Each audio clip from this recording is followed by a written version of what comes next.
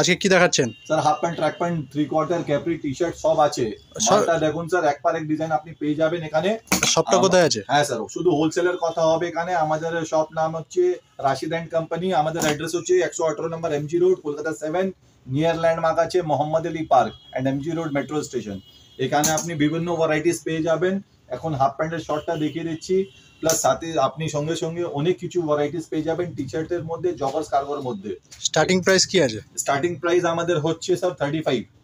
35 और best article start হয় sir 75 থেকে আচ্ছা এবার আপনি